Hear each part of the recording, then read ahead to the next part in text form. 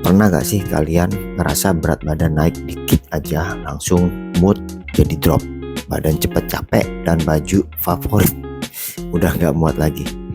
Padahal jaga berat badan itu sebenarnya bukan soal penampilan aja.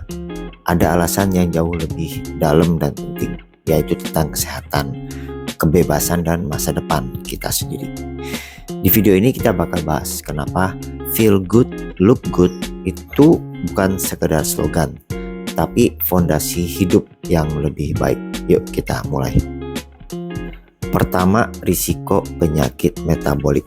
Kelebihan lemak, terutama di area perut, ini bukan sekedar cadangan energi, tapi bertindak seperti jaringan aktif yang mengganggu keseimbangan metabolik tubuh. Lemak visceral, yaitu lemak yang membungkus organ dalam tubuh itu, melepaskan sitokin dan adipokin proinflamasi yang memicu peradangan kronis. Peradangan ini membuat sel-sel tubuh itu kurang responsif terhadap insulin, sehingga tubuh mau gak mau harus memproduksi lebih banyak insulin untuk menurunkan gula darah. Jika dibiarkan, kondisi ini bisa berkembang menjadi sindrom metabolik, gula darah tinggi, tekanan darah meningkat, profil lipid yang terganggu, dan meningkatkan risiko diabetes tipe 2, ya bahkan bisa sampai ke penyakit jantungnya. Jadi lemak di perut bukan cuma soal estetika atau angka di timbangan, tapi berpengaruh langsung ke fungsi organ dan kesehatan jangka panjang tubuh kita. Yang kedua adalah soal energi. Tubuh kita itu kayak mobil, semakin berat beban yang dibawa, semakin boros bahan bakar, makin gampang capek. Dengan berat badan yang lebih sehat, tubuh butuh energi yang lebih efisien untuk melakukan aktivitas sehari-hari. Dari jalan kaki, naik tangga, ini yang dimaksud dengan metabolisme yang lebih efisien, di mana otot dan organ tubuh itu nggak perlu kerja ekstra keras untuk menopang beban tambahan, sehingga kalori yang dibakar itu emang dipakai untuk aktivitas yang penting, bukan sekedar mempertahankan fungsi dasar tubuh. Selain itu, jaringan otot bekerja lebih optimal tanpa terganggu penumpukan lemak. Aliran darah jadi lebih lancar, oksigen tersalurkan lebih baik, dan hasilnya kita bisa merasa lebih segar, lebih fokus, dan nggak gampang lelah. Bahkan sekedar nemenin anak nih main sore-sore bisa terasa lebih ringan dan menyenangkan. Ketiga, mobilitas. Berat badan berlebih bikin tekanan ekstra ke persendian, terutama lutut ya. Jadi jangan heran kalau makin jarang gerak, makin sering pegel atau susah jongkok. Padahal dengan berat badan yang ideal, tubuh itu lebih enteng. Mau naik tangga, lari bareng teman, atau sekadar duduk lama di kantor, itu semua bisa jadi lebih nyaman. Sekarang kita masuk ke kesehatan mental. Coba bayangin dua skenario.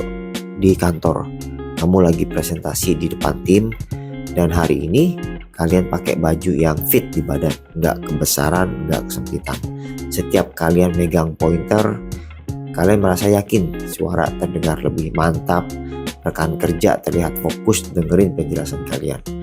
Lalu dalam pertemuan keluarga, waktu kumpul bareng saudara, tiba-tiba ada yang komentar, "Wah, kamu kelihatannya seger dan sehat ya." Mendengar pujian itu, mood kalian tuh bisa langsung meledak bahagia ya. Itulah kekuatan percaya diri yang datang dari berat badan yang terkendali. Jadi bukan tentang standar kecantikan atau ketampanan, tapi soal perasaan nyaman sama diri sendiri. Selain percaya diri, berat badan ideal juga meningkatkan kekuatan kognitif dan konsentrasi. Saat tubuh berada di kondisi yang optimal, maka aliran darah dan oksigen yang menuju ke otak itu mengalir dengan lancar. Ini membantu kalian berpikir lebih cepat. Glukosa sebagai bahan bakar otak jadi lebih stabil, sehingga kalian itu bisa fokus kerja lebih lama tanpa merasa brain fog. Dan jangan lupa soal stabilitas mood. Lemak berlebih itu memicu peradangan dalam tubuh yang dapat mengganggu produksi neurotransmitter. Ya, ini seperti serotonin ataupun dopamin yang mengatur suasana hati. Ini mempengaruhi stress resilience kalian, membuat mudah cemas atau down. Jadi menjaga berat badan itu bukan cuma soal tubuh yang lebih ringan, tapi juga pikiran yang lebih jernih, mood yang lebih stabil, dan performa mental yang lebih maksimal. Kita semua pengen tua dalam kondisi tetap sehat, aktif, dan nggak bergantung sama orang lain. Menjaga berat badan itu semacam investasi jangka panjang buat masa tua. Lemak tubuh yang berlebih di usia muda ini bisa menumpuk efek negatifnya secara pelan-pelan ya, tanpa kita sadari. Ketika kita masuk usia 50-an atau 60-an, mulai deh muncul komplikasi. Ya dari gula darah tinggi, asam urat, sendi jadi nyeri, bahkan sampai gangguan pada organ-organ tertentu kita. Jadi kelebihan berat badan merupakan faktor risiko yang tinggi untuk berbagai penyakit metabolik dan kardiovaskular. Dari studi meta-analisis ya pada populasi di Asia, studi ini menunjukkan bahwa obesitas atau kelebihan berat badan meningkatkan risiko diabetes tipe 2 hingga 2 atau 3 kali lipat, serta hipertensi sekitar 2 kali lipatnya dibandingkan terhadap individu dengan berat badan yang relatif normal. Studi lain juga menemukan bahwa kelebihan berat badan itu menambah risiko dislipidemia dan non-alcoholic fatty liver disease hingga 3 kali lipat. Tapi kabar baiknya nih, kita bisa mulai mencegah itu semua mulai dari sekarang. Kita nggak harus langsung turun 10 kilo. Cukup dengan pola hidup yang konsisten, yaitu sadar akan makanan yang kita konsumsi, lebih banyak gerak fisik, serta tidur yang cukup. Semua itu bakal bayar dividen kesehatan di masa depan. Bayangin aja, kita nanti di usia 65 masih bisa kuat jalan kaki, naik gunung, main bareng sama cucu kita, dan masih sanggup melakukan aktivitas fisik secara mandiri. Semua itu bisa dimulai dari keputusan yang kelihatannya kecil di hari ini. Berikut adalah beberapa tips praktis yang kita bisa praktikkan di minggu ini.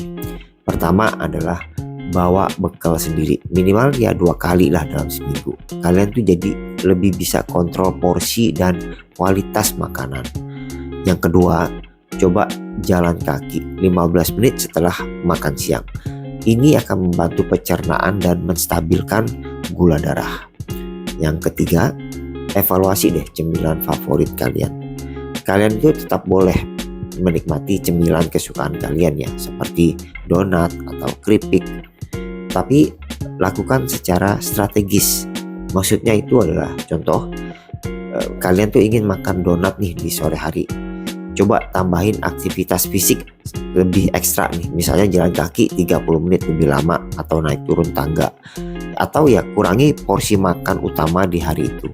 Dengan begitu total kalori harian tetap seimbang dan kalian bisa tetap nikmatin tuh cemilan tanpa mengganggu pencapaian target berat badan ideal kalian. Dan yang terakhir juga, ini ya kalian bisa coba nih catat satu hal positif setiap kali kalian berhasil makan lebih sehat atau bergerak lebih banyak. Ini akan memotivasi kalian untuk terus konsisten. Catat aja satu hal positif setiap kali kalian berhasil memilih makanan yang lebih sehat atau bergerak lebih banyak. Ini akan memotivasi kalian untuk terus konsisten. Saya ya cukup paham ya kalau menjaga berat badan yang ideal itu bukan hal yang mudah. Godaan makanan enak itu ada di mana-mana. Stres karena kerja, kurang waktu buat olahraga. Ini semua adalah hal-hal yang real yang kita hadapi setiap hari. Kadang kita ngerasa gagal cuma karena kok timbangan nggak turun-turun gitu ya, nggak sesuai dengan apa yang kita inginkan. Tapi kita harus ingat lagi nih, bahwa perjalanan menjaga berat badan itu bukan kayak olahraga sprint. Ini seperti maraton. Akan ada naik turunnya, ada momen ngerasa stuck. Tapi selama kita bisa masih jalan terus, maka kita itu nggak gagal, kita masih tetap berhasil. Bahkan memilih untuk mengurangi makanan yang tinggi kalori tapi rendah nutrisi nih, seperti makanan yang ultra proses atau camilan manis yang berlebihan, itu udah suatu langkah yang maju banget. Jadi bagi kalian yang masih berjuang, ya saya cuma mau sampaikan sih bahwa kalian tuh gak sendirian. Kalian tuh layak buat ngerasa lebih sehat, lebih kuat, dan lebih bahagia. Kalau kalian merasa video seperti ini bermanfaat, coba bantu share ke teman atau keluarga yang lagi berusaha juga. Silahkan tulis di komentar langkah kecil apa yang kalian mau mulai di hari ini. Dan kalau kalian mau lebih banyak konten edukatif soal kesehatan dan gaya hidup, jangan lupa like dan subscribe. Feel good, look good itu bukan tujuan akhir, tapi hasil dari perjalanan hidup yang lebih sadar dan penuh dengan makna. Sampai ketemu di video berikutnya.